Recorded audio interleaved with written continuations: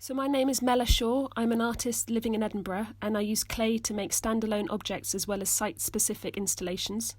I had an exhibition called Rare Earth that opened at the Scottish Arts Club in March 2020 alongside an exhibition called Migrations by Derek Robinson. But unfortunately, it wasn't open very long before the COVID-19 pandemic forced it to shut down. So I just wanted to take this opportunity to tell you a bit about the sculpture that I had on show and also to show you some of the images of that work. Before I do that, I just want to take a step back and tell you a little bit about my practice and about how I became a sculptor. I did my BA in anthropology and I specialised in material culture, anthropology of art and critical theory, and this led me into a career in museums and galleries. I worked in this area for about 15 years, first of all at the V&A in London and then as head of exhibitions at Dulwich Picture Gallery and then latterly in the same role at the Fitzwilliam Museum in Cambridge. And I still have a really deep love of museums, and I really believe in the power of objects in our lives. I'm particularly interested in how objects can be imbued with shared meaning. However, in the middle of this time, about 8 years ago, I decided to retrain and I did a diploma in ceramics and then went on to do an MA in ceramics and glass at the Royal College of Art. I kept working in the museum sector alongside this, but increasingly making was becoming my main passion. And for a few years a few years ago I actually decided to go freelance and I moved back to Edinburgh. I now make most of my living from making and teaching with a bit of freelance curation as well. So I wanted to share that with you because I feel quite aware that the work I make is directly influenced by my background in anthropology and having been really privileged to work in the most incredible museum collections. A unifying feature of all of my different ceramic sculptures is that they can be placed in multiple different directions, i.e. they have no fixed base. This, I think, is in part as a reaction to having worked for years in museums, which is obviously an environment that prioritises one view of an object over another. When objects are placed in a display case, they can only be seen from that specific angle, and I think my work really is a reaction to that. Also, in a similar way, far from not wanting people to touch my work, I actually really want my work to be held and understood in a tactile as well as visual way. So the work that I had on show at the Scottish Arts Club in March 2020 was called Rare Earth. It actually consisted of two recent bodies of work. The first is a series of meditative sculptures which I made to be handled, and these are called Janus forms. These are based on a mathematical form that consists of two perfectly balanced sides.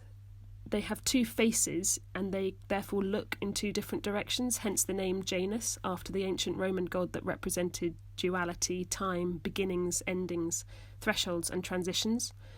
They're meditative objects which invite contemplation. When you hold them in your hand, because they're made of clay, they warm up to your body temperature. And for me, they call to mind sort of ecosystems and the perfect balance of the natural world. However, there's also a bit of chaos to them as well. The polished surfaces of these forms have a unique patination, which comes from a process known as smoke firing. This is the oldest ceramic technique and has its origin as far back as really the first ever use of clay that we know about, which was about 29,000 BC. Smoke firing is an incredibly simple technique, but it gives these really wonderful results. And it means that each time I smoke fire a new object, it's completely unique. I can't ever repeat that surface. And they have these sort of slightly otherworldly quality. They're kind of reminiscent of galaxies, and they always make me think of the Hubble Space Telescope, but not in Technicolor, those incredible images from that time, but they're sort of sepia, which is quite nice. And I like the kind of mysteriousness that this gives the objects. People are often quite surprised by the weight of them when they hold them in their hands, but it's quite interesting because some people think they're lighter than they should be and other people think they're heavier than they're expecting. And I think that's because there's a sort of material confusion about them. People often think they're made of marble or perhaps they're polished bronze, but in fact they're just the clay, which is the most simple elemental material. So I quite like this questioning of materials that it brings up, and connected to that, I guess, is the value of material and also the value of our planet. Generally, I want my work to be both visually engaging and thought-provoking. So although all of my work is made from clay, it's very varied depending on the subject matter that I'm exploring. but there are definitely reoccurring themes of tipping points, thresholds and balance. Most of my work looks quite precarious, as if it's just on the edge of balance, but it's actually very stable. But I really want to try and capture in a static object that kind of energy in the moment just before order and stability is lost to kind of chaos and chance. So over the last few years, this interest in tipping points has led me on to focus on the urgent issues brought up by climate change. Alongside my practice, I'm involved in a number of educational and curatorial projects connected to raising awareness about environmental issues, and I see my practice as a sculptor as another opportunity to draw attention to these issues. The second half of the work that I had on show at the Scottish Arts Club is a series that is titled Rare Earth, and as I said before, this is also the name that I gave to the overall exhibition.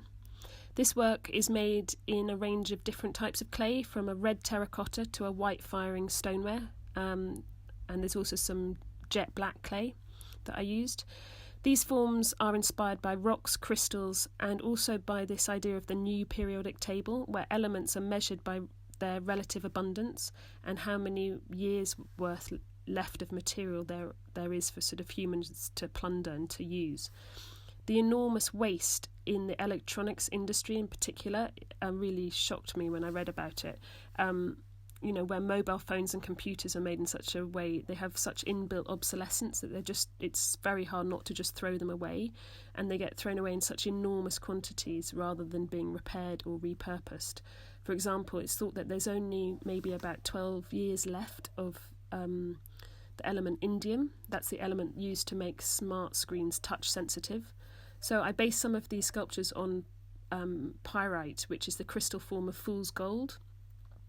It's got a very dramatic crystalline structure, and I also just really love the name fool's gold, as it seems really appropriate when thinking about how humans continue to use up the world's resources and treat them as if they're infinite, when we all know that they're in fact finite. And again, like with the Janus forms, these pieces are supposed to be handled, and they can be placed in any orientation, which kind of gives them a sense of precariousness. So thanks for listening. That was just a short bit of information about these two bodies of work. All the work is for sale, so if you'd like to get in touch, please do contact me via Instagram, where you can find me at Mella Mine, which is MELLAMINE, or via my website www.mellashaw.co.uk.